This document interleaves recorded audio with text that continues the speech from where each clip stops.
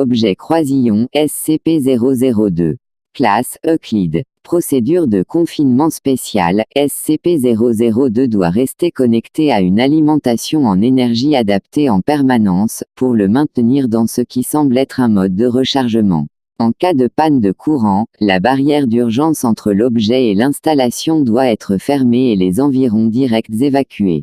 Une fois l'alimentation en courant de l'installation rétablie, des rafales alternées de rayons X et d'ultraviolet doivent éclairer la zone le temps que SCP-002 soit rebranché à l'alimentation et retourne à son mode de chargement. La zone de détention doit être maintenue à une pression de l'air négative à tout moment.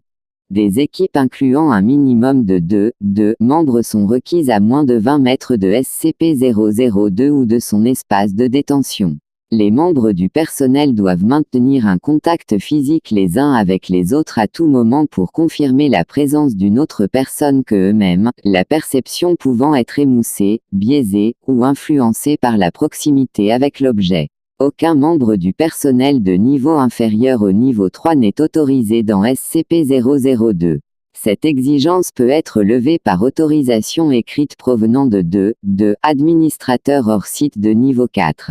Le personnel de commandement a décrété que les agents bénéficiant d'une telle dérogation doivent être escortés par au moins 5 membres de la sécurité de niveau 3 pour toute la durée du contact et doivent temporairement renoncer à leur rang et à leur niveau de sécurité.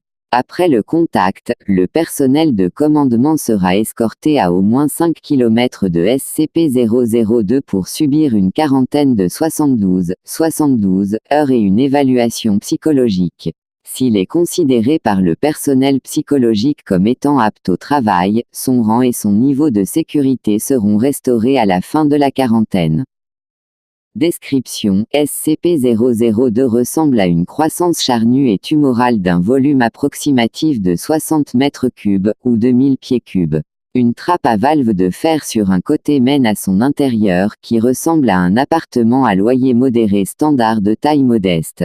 Un des murs de la pièce possède une fenêtre, bien qu'aucune ouverture de la sorte ne soit visible de l'extérieur.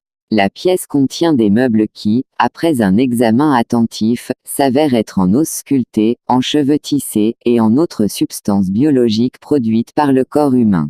Toute la matière testée à ce jour possède des séquences d'ADN indépendantes ou fragmentées pour chaque objet dans la pièce.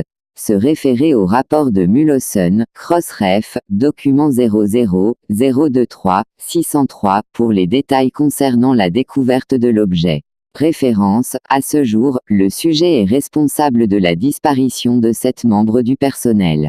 Depuis sa récupération, il s'est meublé de 2 lampes, d'une carpette, d'une télévision, d'une radio, d'un fauteuil poire, de 3 livres dans un langage inconnu, de 4 jouets d'enfants, et d'une petite plante en pot. Des essais avec une grande variété d'animaux de laboratoire incluant les primates supérieurs ont échoué à provoquer une réaction de SCP-002. De même, les cadavres ne déclenchent aucune réponse de l'objet. Quel que soit le procédé utilisé par le sujet pour convertir la matière organique en mobilier, il est apparemment seulement provoqué par l'introduction d'humains vivants.